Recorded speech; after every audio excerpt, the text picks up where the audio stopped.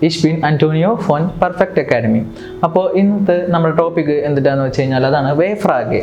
വേ ഫ്രാഗെ ഇതിൽ നമ്മൾ വേറൊരു വാക്കും കൂടി പറയും, അതാണ് സാറ്റ്സ് ഫ്രാഗെ. അത് പറയാനുള്ള നമ്മുടെ മെയിൻ റീസൺ എന്താണെന്ന് വെച്ച് കഴിഞ്ഞാൽ ഇതിന് വേ ഫ്രാഗെ വെച്ചിട്ട് നമ്മൾ ചോദിക്കുന്ന ക്വസ്റ്റ്യൻസിനോട് ആൻസർ പറയുന്നത് നമ്മൾ എങ്ങനെയാ സെൻറ്റൻസിലാണ് നമ്മൾ ആൻസർ ചെയ്യുക. അപ്പോൾ അതുകൊണ്ടാണ് അതിനെ സാറ്റ്സ് ഫ്രാഗെ എന്ന് കൂടി പറയുന്നത്. അപ്പോൾ ഈ വേ ഫ്രാഗെ നമ്മൾക്ക് ഇംഗ്ലീഷിൽ വെച്ച് നോക്കിക്കഴിഞ്ഞാൽ നമ്മൾ ഇതിനെ WH ക്വസ്റ്റ്യൻസ് എന്നൊക്കെ പറയും. അപ്പോൾ അതേ സാധനം തന്നെയാണ് വേ ഫ്രാഗെ. ഇതിൽ H ഇല്ല, എന്തോ ഉള്ളൂ, W വെച്ച് തുടങ്ങുന്ന ക്വസ്റ്റ്യൻ വാക്കുകളാണ് നമ്മുടെ വേ ഫ്രാഗെ. അപ്പോൾ നമുക്ക് വേ ഫ്രാഗെ മൊത്തത്തിലൊന്ന് നോക്കാം. വാസ്, വി, വോ, വേർ, വാറും, വോഹെർ, വോഹിൻ, വാൻ, വി ഫീൽ, വി ഫീലെ. അപ്പോൾ ഇത്രയധികം വേ ഫ്രാഗയാണ് നമുക്ക് ജർമ്മനിൽ A വെള്ളം നമുക്ക് പഠിക്കാനുള്ളത്.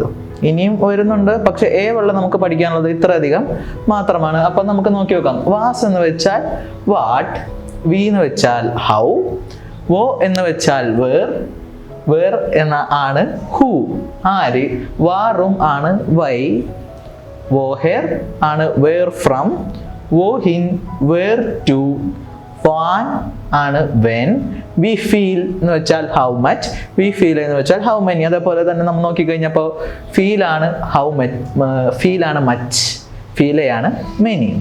അപ്പോൾ ഇത്രയധികം ക്വസ്റ്റ്യൻസ് ആണ് നിൽക്കുന്നത്. അപ്പോൾ ഇതിൽ വെച്ച് നോക്കുമ്പോൾ നമ്മൾക്ക് എങ്ങനെയാണ് വേ ഫ്രാഗെ ഉണ്ടാക്കുക, വേ ഫ്രാഗയുടെ സ്ട്രക്ചർ എങ്ങനെയാണ്. അപ്പോൾ നമുക്ക് എക്സാമ്പിൾ ആയിട്ട് ഈ ഒരു ക്വസ്റ്റ്യൻ എടുക്കാം. വി ബിസ്ദു. വി ബിസ്ദു എന്ന് വെച്ച് കഴിഞ്ഞാൽ ഹൗ ആർ യു എന്നാണ് വി ബിസ്ഡുവിൻ്റെ മീനിങ് വരുന്നത്. അപ്പോൾ ഈ ഒരു കാര്യത്തിൽ വെച്ച് നോക്കിക്കഴിഞ്ഞാൽ ഇത് ഡൂവിൻ്റെ സൈൻ വെർബാണ് ബിസ്റ്റ് വരുന്നത്. ആ ഒരു സൈൻ വെർബിൻ്റെ പൊസിഷൻ എവിടെയാ? Second position. വെർബ് എപ്പോഴും സെക്കൻഡ് പൊസിഷനിൽ ഉണ്ടാവണം. വേ ഫ്രാഗെ W ക്വസ്റ്റ്യൻ എവിടെ?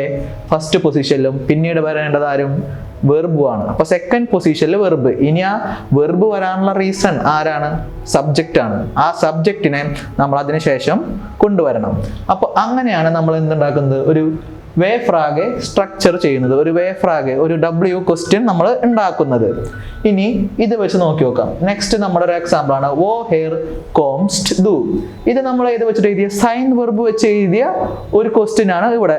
നിങ്ങൾക്കറിയാം, നമുക്ക് രണ്ട് രീതിയിൽ നമുക്ക് ജർമ്മനിൽ സംസാരിക്കാം, ഒന്ന് ഫോർമലും ഒന്ന് ഇൻഫോർമലും. അപ്പം ഞാനിവിടെ എഴുതിയത് ഏതാ? ഇൻഫോർമൽ ഫോർമലിലാണ് വി ബിസ്ദു എന്ന് പറഞ്ഞത്. അപ്പോൾ അത് ഫോർമലിൽ പറയുകയാണെന്നുണ്ടെങ്കിൽ എങ്ങനെയാവും? വി സിൻ സി എന്ന് ആവും. അതേപോലെ തന്നെ അതിൽ കൺഫ്യൂഷൻസ് ഒന്നും വേണ്ട. ഇനി നെക്സ്റ്റ് ആണ് who here comes to. Where do you come from? എവിടെ നിന്നാണ് നിങ്ങൾ വരുന്നത്? അതാണ് ആ ക്വസ്റ്റ്യൻ. അപ്പോൾ ഇതിൽ വെച്ച് നോക്കുമ്പോൾ ആ വെർബ് ആരാ? ആക്ഷൻ ആണ് വെർബ്. ആക്ഷൻ വെർബ് ദൂവിനോട് കോഞ്ചുഗേറ്റ് ആയി കോമൻ എന്നുള്ളത് എന്തായി? കോംസ്റ്റ് എന്നായി. അപ്പോൾ വോ ഹെയർ കോംസ് ടു. ഇവിടെയും സെക്കൻഡ് പൊസിഷനിൽ ആര് തന്നെയാണ്? വെർബ് തന്നെയാണ് വരുന്നത്. അപ്പോൾ വോ ഹെയർ കോംസ് ടുയുടെ മീനിങ് എന്തായിരുന്നു നേരത്തെ പറഞ്ഞത്? Where do you come from? എവിടെ നിന്നാണ് വരുന്നത്? അപ്പോൾ സബ്ജക്റ്റിനെ അപ്പോഴും നമ്മൾ ഇടാനായിട്ട് മറക്കരുത്. ഓക്കെ, ഇനി അടുത്തത് നമുക്ക് വരുന്ന ഒരു കൺഫ്യൂഷൻ വരാൻ സാധ്യതയുള്ള ഒരു ടോപ്പിക്കാണ് വി ഫീലും വി ഫീലെയും. അപ്പോൾ ഇതിലുള്ള തമ്മിലുള്ള വ്യത്യാസം എന്താ? ഹൗ മച്ചും ഹൗ മെനിയും ആണ്. ഇത് നമ്മൾ എങ്ങനെ യൂസ് ചെയ്യും? നമ്മൾ നേരത്തെ പറഞ്ഞു സെക്കൻഡ് പൊസിഷനിൽ വേ ഫ്രാഗെ കഴിഞ്ഞാൽ സെക്കൻഡ് പൊസിഷനിൽ ആരെ എടുക്കണം? വെർബായിരിക്കണം. പക്ഷേ ഇവിടെ വെച്ച് നോക്കിക്കഴിഞ്ഞാൽ ഹൗ മച്ച് സെക്കൻഡ് പൊസിഷനിൽ ആരോ ഉള്ള? വെർബാണോ? വെർബല്ല വരുന്നത്.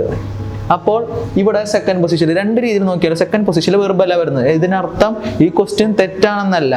ഈ രണ്ട് വാക്കുകളും നമ്മൾ ഒറ്റ പൊസിഷനായിട്ട് കണക്ക് കൂട്ടണം. എന്താക്കണം? ഒറ്റ പൊസിഷൻ. ഇവിടെ രണ്ട് വാക്കാണെന്നുണ്ടെങ്കിലും ഇത് രണ്ടും ഒന്നാണ്. വി ഫീൽ എന്നുള്ള വാക്ക് ഒറ്റ ഒരെണ്ണമായിട്ട് കണക്കാക്കിയിട്ട് അതിന് നമ്മൾ എന്ത് കൊടുക്കണം? ഫസ്റ്റ് പൊസിഷൻ കൊടുക്കണം. അത് കഴിഞ്ഞ് കഴിഞ്ഞിട്ട് നമ്മൾ എന്തിടണം? വെർബ് ഇടണം. അപ്പോൾ വെച്ച് നോക്കിക്കഴിഞ്ഞാൽ എന്താ? സെക്കൻഡ് പൊസിഷനിൽ തന്നെയാണ് വെർബ് അല്ലേ? അപ്പോൾ അങ്ങനെയാണ് നമ്മൾ വി ഫീലും വി ഫീലെയും ചേരേണ്ടത്. ഓക്കെ, ഇനി വി ഫീലെ കോസ്റ്റ് അറ്റ് എസ് നമ്മുടെ ഒരു എക്സാമ്പിൾ സെന്റൻസ് ആണ്. How much it cost. അതെന്തോരം വിലപിടിപ്പുള്ളതാണ്, അങ്ങനെയുള്ള ചോദ്യങ്ങൾ. അപ്പോൾ ഈ വി ഫീൽ കഴിഞ്ഞിട്ട് എന്ത് വന്നു? വെർബ് വന്നു. ഇനി നമുക്ക് വി ഫീലെ എന്ന് വെച്ചിട്ടുള്ള ഒരു ക്വസ്റ്റ്യൻ നമുക്ക് ഉണ്ടാക്കി നോക്കാം. അതാണ് വി ഫീലെ ഔട്ടേഴ്സ് ഹാസ് ടു. അപ്പൊ നിങ്ങൾ ഇവിടെ ശ്രദ്ധിച്ചാണ്ടാവും ഇവിടെ എന്താ വ്യത്യാസമുള്ളത്? വി ഫീലെ കഴിഞ്ഞിട്ട് വെർബാണോ? അല്ല. എന്താണ് വന്നത്? ഒരു ഒബ്ജക്റ്റ്. ഔട്ടേഴ്സ് അറിയാലോ, കാറിന്റെ പ്ലൂരൽ കാർസ് ആണ് ഔട്ടേഴ്സ്. ഇനി വെർബ് എവിടെയാ? അത് കഴിഞ്ഞിട്ടാണ് എന്ത് വന്നത്? വെർബ് വന്നത്. അപ്പോൾ ഇവിടെ വീണ്ടും ഡിഫറെന്റ് ആയി. എവിടെയാണ്? തേർഡ് പൊസിഷനിലാണ് ഇവിടെ വന്നത് വെർബ് വന്നത്. അപ്പോൾ ഇവിടെ വി ഫീൽ എന്ന് പറയുന്നത് ഹൗ മെനി, ഇന്നൊരു സാധനമാണല്ലോ നമ്മൾ ഹൗ മെനി എന്ന് ചോദിക്കുക. അപ്പോൾ ആ ഒരു ഒബ്ജക്റ്റിന്റെ പ്ലൂറൽ ഫോം ആയിരിക്കണം നമ്മൾ എവിടെ യൂസ് ചെയ്യേണ്ടത്, ഈ വി ഫീൽ കഴിഞ്ഞ് കഴിഞ്ഞിട്ട് യൂസ് ചെയ്യേണ്ടത്. അതാണ് എന്താ സബ്ജക്റ്റ്, ആ ഒരു സെന്റൻസിലെ ഒബ്ജക്റ്റ്. ആ ഒബ്ജക്റ്റ് വി ഫീൽ ഔട്ടോസ്, പിന്നെയാണ് എന്ത് പറയേണ്ടത്, വെർബ്. അപ്പോൾ ഈ വി ഫീൽ എടുക്കുമ്പോൾ ആ വി ഫീൽ കഴിഞ്ഞ് കഴിഞ്ഞിട്ടുള്ള ഒബ്ജക്റ്റും അത് 3 വാക്കുകളും കൂടി നമ്മൾ എന്താക്കി എടുക്കണം, ഒറ്റ ഒരു വാക്കായിട്ട്, എന്ന് വെച്ചാൽ ഒറ്റ പൊസിഷൻ ഈ 3 വാക്കിന് നമ്മൾ കൊടുക്കുക. അപ്പോൾ അപ്പൊ നോക്കിക്കഴിഞ്ഞാൽ സെക്കൻഡ് പൊസിഷനിൽ ആര് തന്നെയാ, വെർബ് തന്നെയാ. അത് കഴിഞ്ഞ് കഴിഞ്ഞാൽ ആ വെർബ് ഹാസ്റ്റ്, ഹാബൻ എന്നുള്ള ഒരു വെർബ് ഹാസ്റ്റ് ആവാനുള്ള മെയിൻ റീസൺ ആരാ, ദു. ആ ഒരു റീസൺ ദു എന്നുള്ളത് നമ്മൾ അത് കഴിഞ്ഞിട്ട് എഴുതി. അപ്പോൾ ഇതിന്റെ വേറെ എക്സാമ്പിൾ സെന്റൻസ് പറഞ്ഞു കഴിഞ്ഞാൽ നമുക്ക് പറയാം വി ഫീൽ എ ഫ്രോയന്റെ ഹാസ് ടു, അല്ലെങ്കിൽ വി ഫീൽ എ ഫ്രോയന്റെ ഹാബൻ സി. ഇതൊക്കെയാണ് നമ്മുടെ എക്സാമ്പിൾ ക്വസ്റ്റ്യൻസ്. ഞാൻ ഒന്ന് ഇൻഫോർമലും ഫോർമലായിട്ട് പറഞ്ഞു എന്ന് മാത്രം. അപ്പോൾ ഈ ഒരു ക്വസ്റ്റ്യന്റെ വ്യത്യാസം അതാണ്. വി ഫീൽ നമ്മൾ യൂസ് ചെയ്യേണ്ടത് എങ്ങനെയാണ്, രണ്ടെണ്ണത്തിൽ വെച്ച് നോക്കുമ്പോൾ ഒരെണ്ണത്തിൽ സബ്ജക്റ്റ് വരുന്നത്, വെർബ് വരുന്നത് 3rd പൊസിഷനിലും മറ്റേതിൽ 4th പൊസിഷനിലും ആണ്. അപ്പോൾ അത് മനസ്സിലാക്കാനായിട്ടാണ് ഞാൻ പറഞ്ഞത് ഈ 2 വാക്ക് ഒറ്റ പൊസിഷനായിട്ടും കൊടുക്കുക, ഇതിലാണെങ്കിലോ ഈ 3 വാക്കും ഒറ്റ പൊസിഷനിലായിട്ട് കൊടുക്കുക. അപ്പോൾ നമ്മളുടെക്ക് ഇന്നത്തേക്ക് ഈ ടോപ്പിക്കാണ് നമ്മൾ പഠിച്ചത്. എല്ലാവർക്കും മനസ്സിലായെന്ന് ഞാൻ വിചാരിക്കുന്നു. Thank you Sean.